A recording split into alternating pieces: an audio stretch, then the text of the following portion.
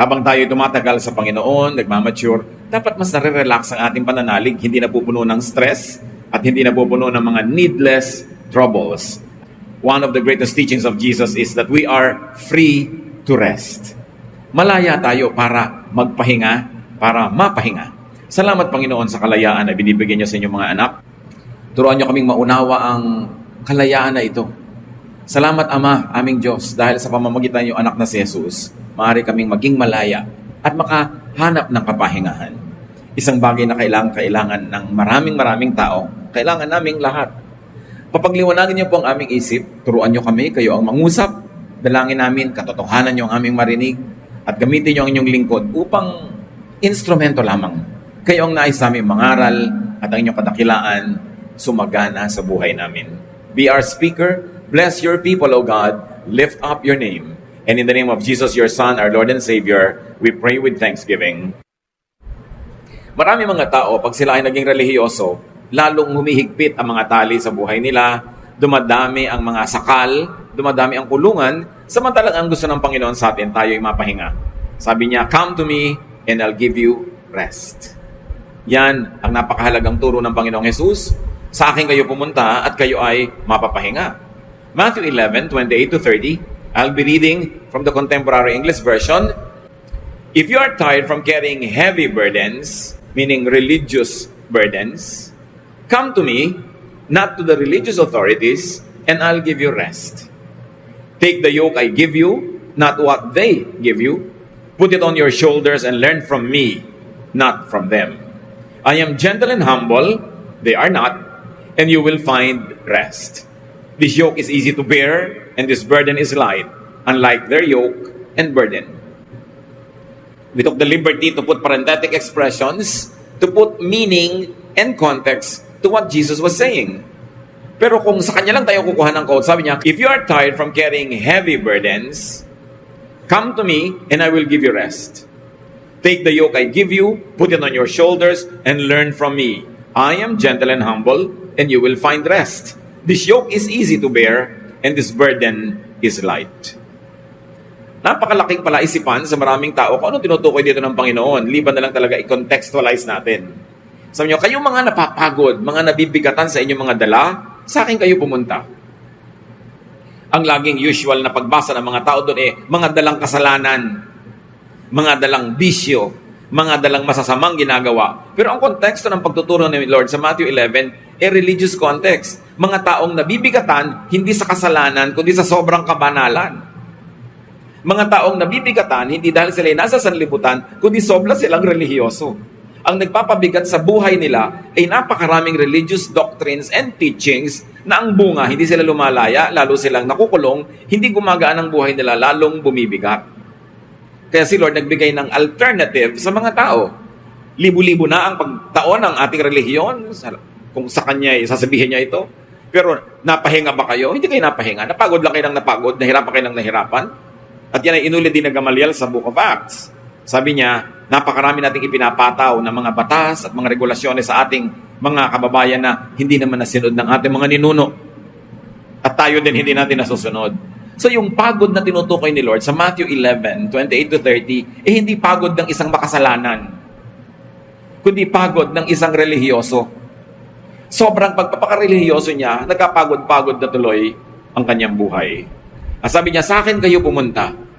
Kasi nga may ibang pinupuntahan yung nagpapabigat ng kanilang buhay. Yung ibibigay ko sa inyong pasanin, sabi ni Jesus, the religious burden I will give you is light. It is easy. You will find rest for your souls. Sabi niya, ako ay mapagpakumbaba, ako ay humble, hindi ko kayo mamaliitin, hindi ko kayo uhusgahan, mapapahinga kayo. Magaan na dalhin itong aking ibibigay sa inyo. One great ministry of Jesus is to give rest to the weary. To be specific, is to the religiously and spiritually tired. Kung nakakapagod maging makasalanan, nakakapagod din sobra maging relihiyoso. Kung nakaka-oppress ang kasalanan, yung extreme niya, na extreme religiosity, nakakapagod din. So one great ministry of Jesus is to make religious and spiritual life restful and easier for people. Sabi niya, hali kayo sa akin kayo sumunod. Yung kailangan yung kapahingahan, yung kailangan nyo na ma-relax kayo, kailangan nyo na walang patakarang pagtanggap, pagmamahal, ibibigay ko sa inyo. Kasi naaawa ako sa inyong pagod na kayo, hindi pa rin kayo enough, kulang at kulang pa rin. Misguided and misguiding religion makes life more difficult, more tiring. Puro bawal o puro sa bawal ang emphasis ng mga turo, nakakasakal. No? Maraming nagkukulang tuloy dahil sa dami ng regulasyon na hindi makayang sundin, kaya maraming kinakapos. At dahil kinakapos, napipilitang magkunwari at nakakapagod magkunwari. Kung atin talaga itong oobserbahan mga kapatid, misguided religion oppresses. Kasi kung meron kang kasalanan, hindi mo maipakita sa mga kapatiran, hindi mo masabi, kasi huhusgahan ka. Liliit ang pagtingin sa'yo. Baka tanggalan ka ng ministry kung may kulang.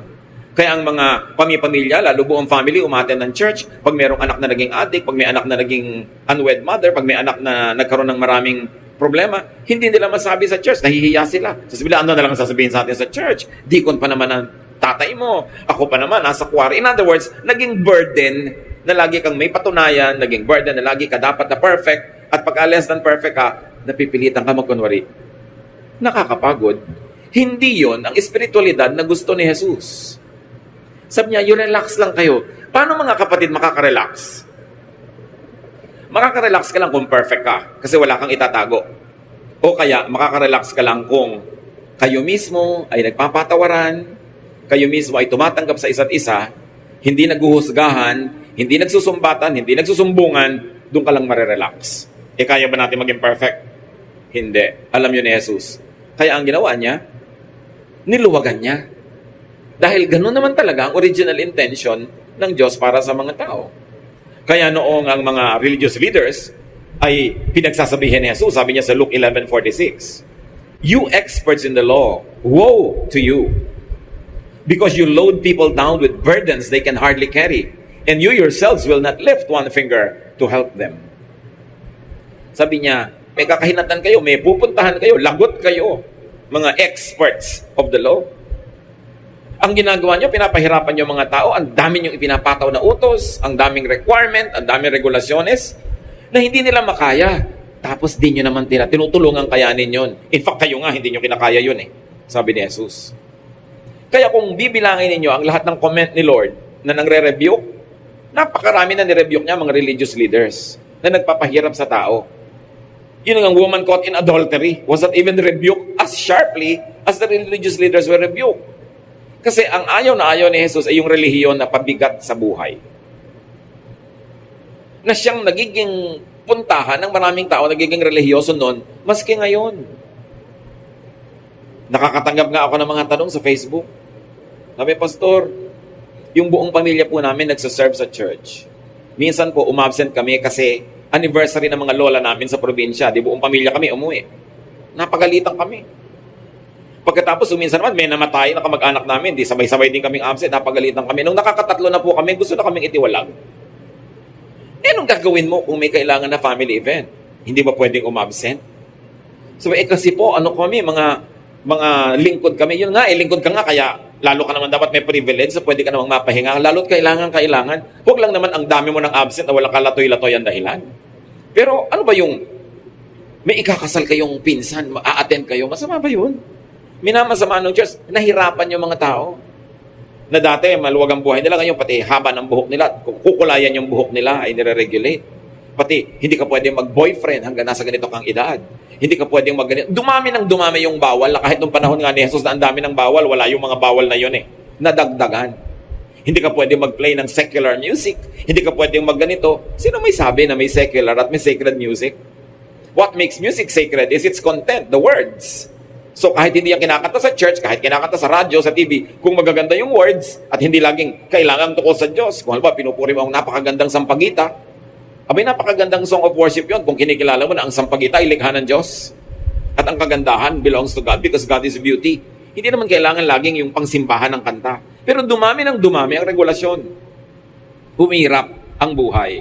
So people go underground. Nagiging kunwari lang naman hindi naman nagiging perfect. Nagbabalat kayo lang. Kasi nga, mahuhusgahan. Yun ang ayaw ni Jesus. Sa Matthew 23:13-14, another rebuke niya sa mga religious leaders. Sabi niya, you Pharisees and teachers of the law of Moses are in for trouble.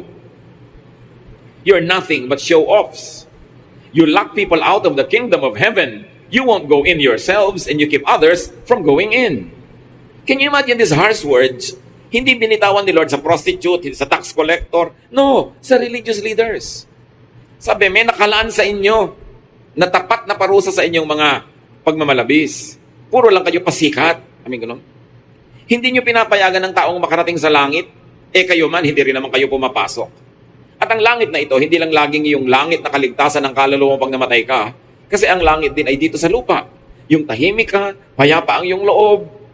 Hindi ka naliligalig, hindi ka nagkukunwari, hindi ka stress. Langit din yun. Thy kingdom come, thy will be done on earth as it is in heaven. So it is possible to have a slice of heaven on earth. And heaven is peace. Heaven is love. Heaven is contentment. Sabi niya, alam nyo, hindi makakaranas ng heaven o peace o katahimikan ng mga sumusunod sa inyo sa dami ng pinagbabawal nyo na kahit sila supermen or superwomen, imposible nilang masunod lahat. Needless religious regulations make it hard for people to enjoy God's heaven, which could mean rest or peace while on earth. Yung heaven naman kasi hindi lang sa kabila ng mga ulap. Kaya nga, mapasa amin ang kaharian mo. Masunod ang loob mo dito sa lupa, gaya din ng sa langit. So, ibig sabihin dapat talaga nakakarating yung langit sa lupa. At sabi ni Jesus, kung sa inyo lang susunod ang mga tao, hindi nila mararanasan ng langit. Kasi lagi nyo pinapagilty, lagi nyo pinapagalitan, lagi nyo pinipilit magtago at magkunwari ng mga tao. Be free from needless religious regulations, control, and burdens. That is what Jesus' will is for you. Hindi tayo gusto ni Lord na ipahamak, ipatali, ipakulong. Sabi niya, I came that you might have life and have it abundantly. So Jesus reduced the law into one. And that is love. Sabi sa kanya, alin po ang pinakamataas na uri ng kautusan? Sabi niya, love God and love others as you love yourself. So, ano na lang ang bawal kung love na lang ang law? Di yung hindi loving at hindi kind, yun ang bawal. So, hindi bawal magkulay ng buhok. Ngayon, kung yung buhok mo nakatusok sa mata ng katabi mo, sobrang nakatirik, bawal yun kasi hindi na yung loving Diba? Kung ninanakaw mo yung pangkulay ng buhok mo, hindi na yung loving. Pero yung kulay lang itself, anong moralidad ng kulay ng buhok? Ano ang moralidad ng gupit ng buhok, ng haba ng buhok? Pharisaic issue yan. Hindi yan issue ni Jesus.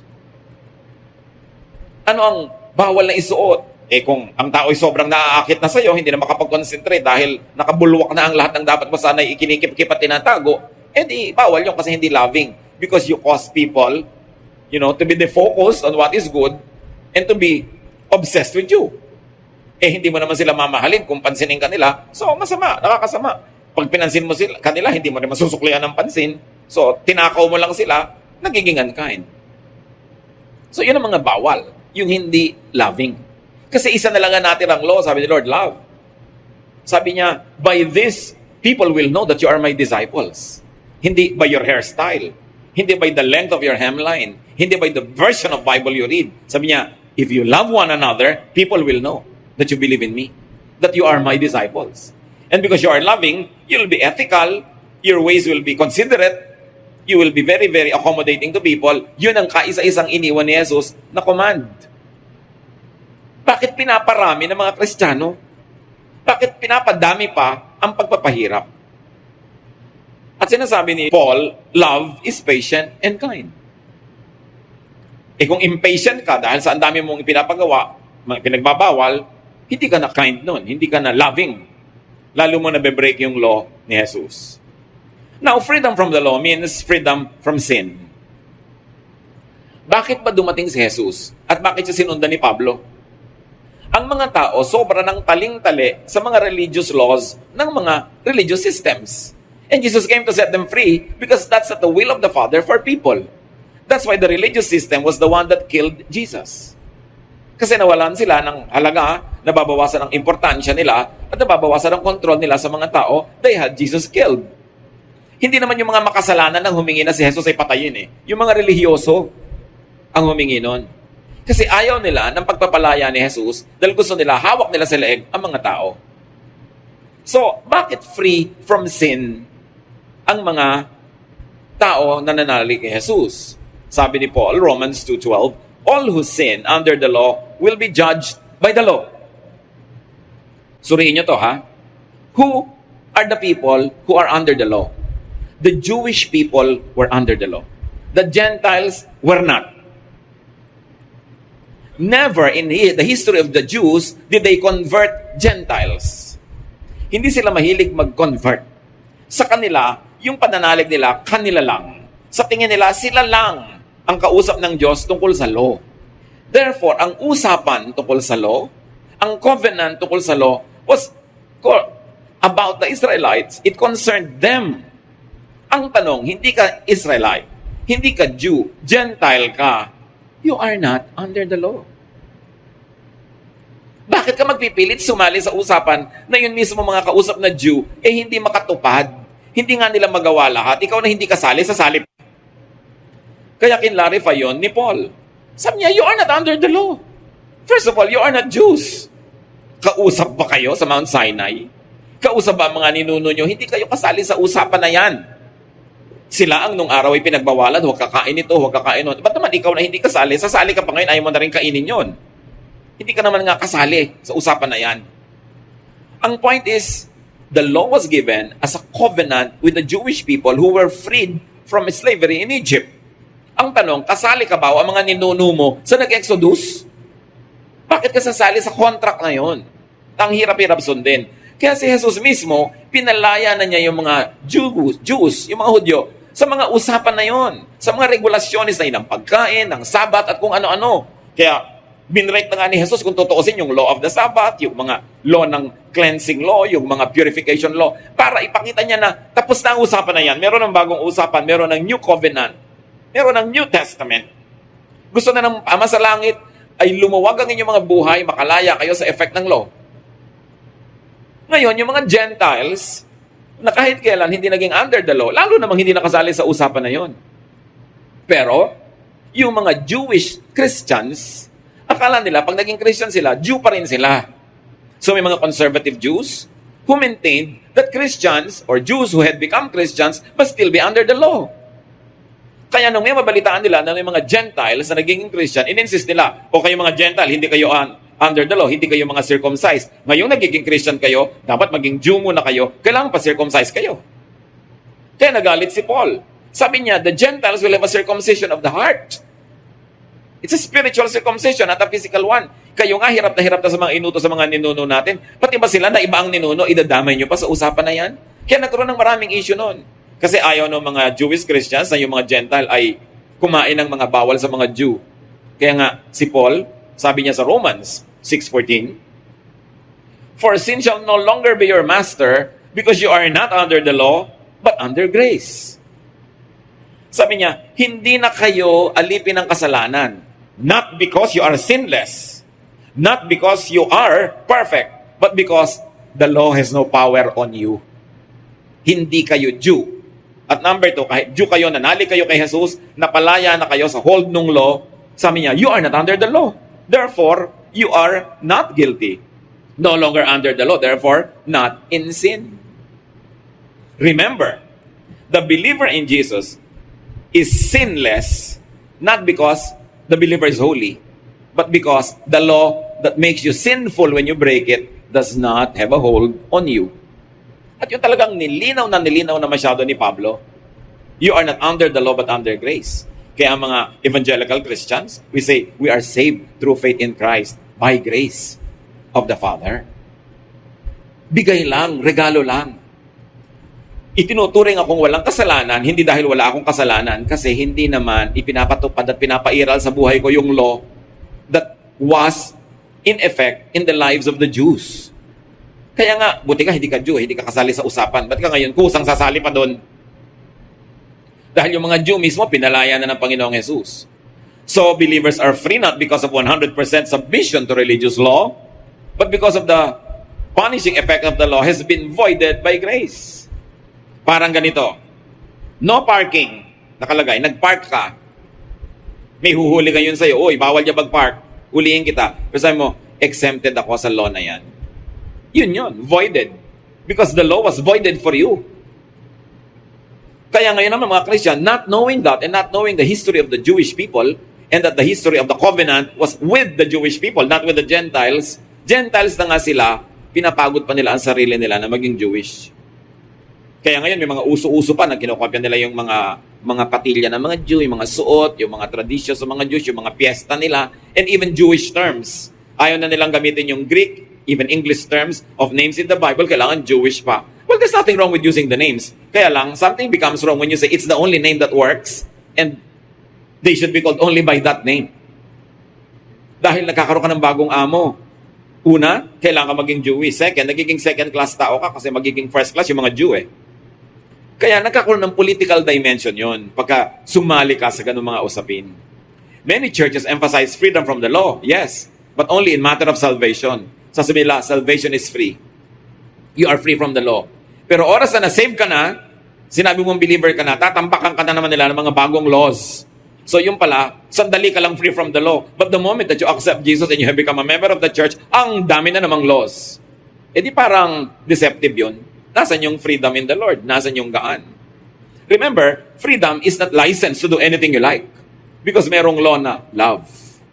So ang standard mo na lang, is this loving? Will what I do be loving? Pagbabawalan ko ba ang pamilya na ito na umabsent, na may event sila sa probinsya, loving ba yun? O gusto ko lang silang laging gamitin sa church, kaya mamatay ang lola nila, ikasalang pinsan nila, o may event. Basta, nandito sila dapat naglilingkod, edi ginawa mo lang silang instruments. Hindi mo sila minamahal. Chinichimay mo lang yung mga tao. Which is really happening in many churches. Ang tingin lang sa'yo, alila. Pag hindi ka na pinakinabangan, pag absent ka na, masama ka na. Wala kang kaluwag-luwag. Natali ka. Galatians 5:1, kaya nang gagalaiti si Paul, sabi niya, it is for freedom that Christ has set us free. Stand firm then, and do not let yourselves be burdened again by a yoke of slavery. Sabi, dati tayo mga slaves ng law, pinalaya na tayo ni Jesus, panindigan nyo yan. Huwag kayong pumayag na may bumawi, magnakaw sa inyo ng kalayaan kay Jesus. Kalayaang magmahal. Kasi hindi nga sila malayang magmahal eh. Utos, pag meron diyang makasalanan, itiwalag nyo, batuhin nyo hanggang mamatay. Hindi ka malayang magmahal. Pag sinabi mong kawawa naman siya, anong kawawa? Utos, batuhin yan. So, ayaw mo matindi, babato ka. Hindi ka malayang magmahal. Pinalaya ni Jesus sa mga tao para maging mapagmahal, maibigin, matulungin. Believers are free in Jesus from needless religious regulation and control. Dapat kayo ngayon sa'yo, self-control, which is one of the gifts of the Holy Spirit. Self-control, hindi control of others. Control by others. Ang tunay na nasa Panginoon, pinamumugaran siya, tinatahanan siya ng Espiritu ng Diyos, siya ang kumokontrol sa sarili niya. Hindi kailangang bantayan, usisain, husgahan. Dahil nananagot ka sa Diyos diretso.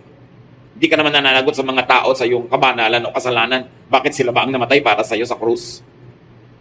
Kaya mahalagang maunawa yun ng mga tao dahil nandito na nga at namatay ang Panginoon para tayo palayain, pero maraming pumapayag pa na hindi sila maging malaya dahil akala nila yun ang tama.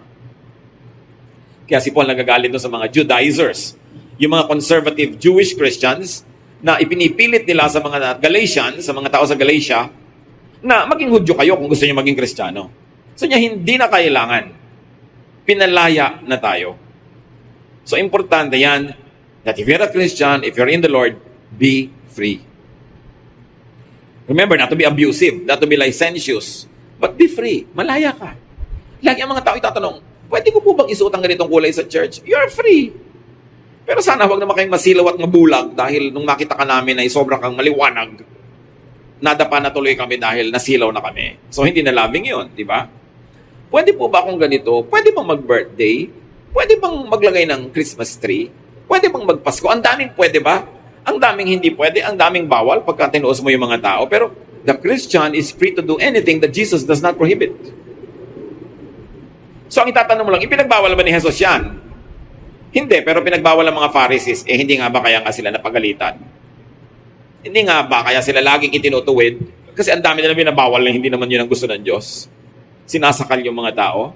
Kaya mga kapatid, if you're in the Lord, act free. Huwag tanong ng tanong, pwede po bang mag-birthday party? Pwede po bang magpatugtog? Magpatugtog ka. Kaya lang, pag-aralan mo dahil responsible ka sa sarili mo.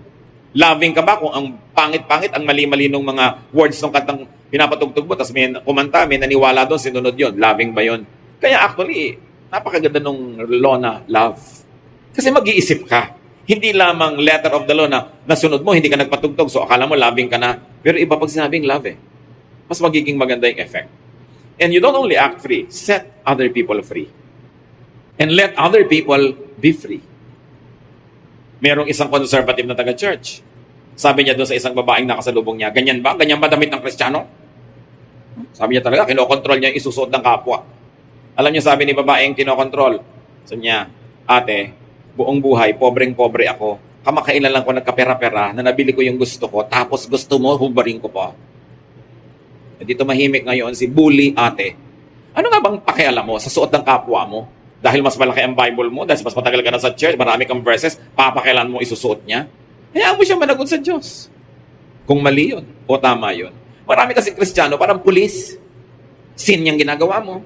Ganito, ganyan-ganyan. Yun ang mga na-criticize ni Lord. Now, hindi masama to rebuke in love, ha?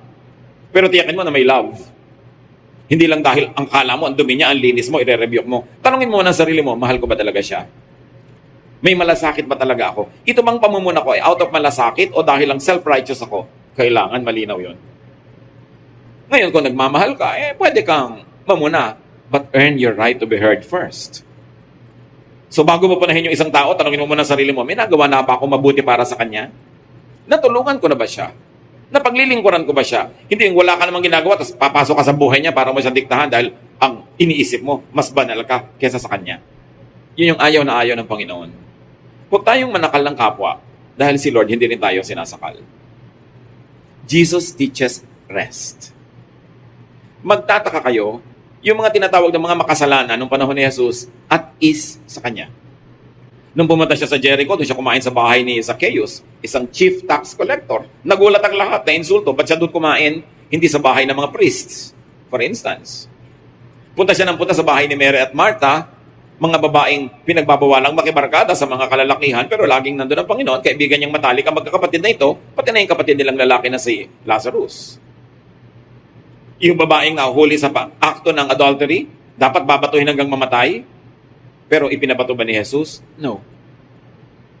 Sabi niya sa babae, sin no more. Hindi niya pinagalitan, hindi niya idinihin, sabi niya, tigilan mo na yan. Dahil na-protect na niya yung babae na yon sa pagkakabato, may right na siyang sabihin, sin no more. Para hindi na kailangang mangulit na naman sa buhay mo yan. Yung babaeng inaisip ng marami ay dating prostitute, pumasok sa isang bahay na nandun si Jesus, nagbasag ng pabango, binuhos kay Jesus, nag-minister siya. Malaya siya na gawin yung gusto niyang gawin. At sabi ng mga lalaki doon nakaupo, kung talagang prophet tong Jesus na ito, dapat alam niyang masamang babae ito. Hindi niya papayagang mahipo kahit paan niya, pero pinayagan niya. Yung babae at is kay Jesus. Ang tanong, kung ikay relihiyosa, at is ba sa'yo mga kaibigan mo? At is ba sa'yo mga kamag-anak mo? At is ba sa'yo mga office mates mo? O pasong-paso sa'yo? Kasi wala kang ginawa kundi mamuna. Wala kang ginawa kundi mang-correct, mang-review. Hindi ganun si Jesus. Kaya malalaman mo, am I Jesus-like or am I like the Pharisees? Pag pumasok ako sa isang lugar, will people stop what they do because I will judge them? Or will they just go on because they are relaxed? Ang layo ng mga Kristiyano kay Kristo. Kaya si Mahatma Gandhi, sabi niya noon, I have no trouble with Christ. My trouble is with Christians. Kasi para talagang hindi nare-reflect ng mga Kristiyano si Jesus, ang nare-reflect nila yung mga Pharisees and priests of old Israel. Now, Jesus teaches rest. So do not follow religions that exhaust you. Hindi si Jesus ang nangunguna doon. Do not impose regulations that make people fail. Bakit sobrang mong tataasan ng standard para magbagsakan ng lahat? Help people succeed. At lalong-lalo kung hindi ka na nga Jew, huwag ka nang makisangkot sa mga usaping Jewish. Pinalaya na nga sila. Ikaw na hindi kailangan yung pagpapalaya na yon, sasali pa. Pag nagbabasa kayo mga kapatid ng mga verses, Old and New Testament, ang laging salaan si Jesus. Yung salaan, alam nyo, di ba, pag may ibinuhos ka doon, dapat lalampas yung mga lalampas, yung maiiwan, puwera. Ganun din, salain nyo kay Jesus ang mga utos, ang mga katuroan. Pasado ba to kay Jesus? Gusto ba nito Jesus? Kasi kung hindi papasa kay Jesus, kasali na yun sa mga nabura. Loving ba to? Talaga bang hindi ako pwedeng kumain ng hito? Hindi ba ako pwedeng kumain ng tuna kasi walang kaliskis? Ano bang sinabi ng Panginoon tungkol sa pagkain? Sabi niya, Hindi mahalaga kung anong pumapasok sa bibig ng tao. Ang mahalaga kung anong lumalabas sa bibig, mga salita. Diyan ka mahuhusgahan. Hindi sa pumapasok. So, yung mga tungkol sa pagkain na yon, lampas na. Pinawalang bisa na ni Jesus. Ngayon, yung mga iba ang hilig-hilig sa ibang kaistriktuhan ng Leviticus, kung ipagpipilitan nyo ang isa doon, sundin nyo lahat. Huwag kayong gagalaw pag Sabado dahil pinagbabawal yon. Huwag kayong uupo sa mga bus dahil baka may umupo doong babae nagme-menstruate, unclean yung silya na yon. Malalaman mo pa ba yon? So sabi mo, pwede na hindi sundin yon. Yung pala, ba't yung iba pinipilit mo? Kasi may paborito kang idiin, may paborito kang usigin, kaya pag nakita mo sa Leviticus na pwede silang usigin, iuusig mo. Pero yung mga ibang, huwag kang magtatrabaho pag Sabado, yung mga ibang, huwag kang uupo kahit sa inupuan ng babae nagme-menstruate, hindi mo na sinusunod. Kumakain ka rin ng hipo, ng talaba, ng kung ano-anong na lobster, na bawal sa Leviticus. Pero yon pwede mo i-break. Pero yung binibreak ng kapatid mo sa Leviticus, bawal. You know what I mean? Napaka-selective ng kabanalan ng maraming Kristiyano. Pinipili lang nila yung paborito nilang usigin na kasalanan at nagpipikit mata sila doon sa mga alam nilang pinagbabawal pa rin pero sila mismo gumagawa. Kaya sabi ni Gamaliel, why are we going to impose these difficult regulations on people and even our own ancestors and even we are not able to follow this? Kaya ang solusyon ni Lord, sige, guilty lahat dahil wala namang makasunod. Ang natitira na lang na law is love. Kailan kaya natin makikita sa Christian churches na nagsasabing sila ay Jesus-based, Jesus followers, na talagang umiiral yung kay Jesus na batas na love? At hindi nagkakaaway-away, nagyagera-gera dahil sa Leviticus, dahil sa ganito, dahil sa ganyan. Kailan mangingibabaw yung utos ni Jesus kaysa sa mga opinion ng mga propeta at ng mga ibang mga disciples na tao din naman sila. Hindi sila perfect. Only Jesus is perfect. Kaya dapat ang lahat ng teaching ng buong Bible, sasalain mo pa kay Jesus. Dahil iba ng usapan, this is now the new covenant, this is the New Testament. There is a new arrangement between God and people. Sayang yung privilege na ibinibigay ng Diyos kung hindi natin gagamitin. Jesus teaches freedom from needless religious regulations, control, and burdens. So let others rest and enjoy their full lives. Matthew 7:12, ang sabi ng Panginoong Jesus, treat others as you want them to treat you. This is what the law and the prophets are all about. Ang dami-daming law ng prophets, ang dami-daming law nila Moses, pero sabi ni Lord, ganito na lang yon, love others as you would like to be loved. Treat others as you would like to be treated. Yun ang law. Doon na lang kayo mag-focus, yun ang inyong ipamuhay, matatahimik kayo, at papayagan yung ibang matahimik din. So sa darating na bagong stage ng ating spiritual life, bagong level ng maturity, be more Christ-like. Let the love of Jesus prevail in our lives. Salain ang mga teaching na hindi papasa sa love ni Lord at ang ating unahin at tupagin yung pag-ibig na itinuturo ni Jesus. Hindi lang tayo ang marerelax. Lahat ng tao sa paligid natin marerelax at lalo magiging kaakit-akit sa kanila na sumunod kay Jesus. Hindi nila sasabihin yung sinabi ni Gandhi, I have no trouble with Christ, my trouble is with you, Christians. Some Christians are so much on fire with their religiosity that they burn everyone near them. Hindi nyo gustong maging ganon. Maging maalab tayo pero hindi nakakasunog sa iba ang sobrang init ng ating pagkarelihiyoso. At ma-enjoy natin yung kalayaan kay Jesus. Huwag laging guilty. Huwag lagi na lamang na feeling kulang, feeling masama. Kasi lahat yan, charged to the blood of Jesus. Sayang ang sakripisyo ni Jesus kung dadalhin pa natin yung burden of guilt at lalong-lalo yung burden of pretense. But we can be free and we can set others free only if we will love like Jesus unconditionally. Not judgmental, not self-righteous, but humble and kind. Ang sabi ni Lord, ako yun. My yoke is easy, my burden is light. I am humble and I love you. Panginoon namin, turuan mo kaming maunawa at maipamuhay ang kahulugan that we are free. Pero bigyan mo kami ng karunungan na maiba ang pagtingin namin sa freedom at sa license. That we don't become abusive, instead we become loving and cautious. That we don't use the freedom in Jesus to be bad, but to be good. Not to be hurting other people, but to be loving. Pakita mo sa amin, Lord, at salamat po sa freedom na ito. Salamat na hindi na kami kailangan pang mahirapang sumunod sa napakaraming utos na hindi naman nasunod ng mga nauna sa amin. And at the same time, O Lord, while we are thankful and appreciative, teach us to control ourselves, to live righteous lives, and teach us, Lord, so that your Son, Jesus, will be seen in our lives. Pagbulay-bulayan natin ang mga kahulugan yan sa ating buhay.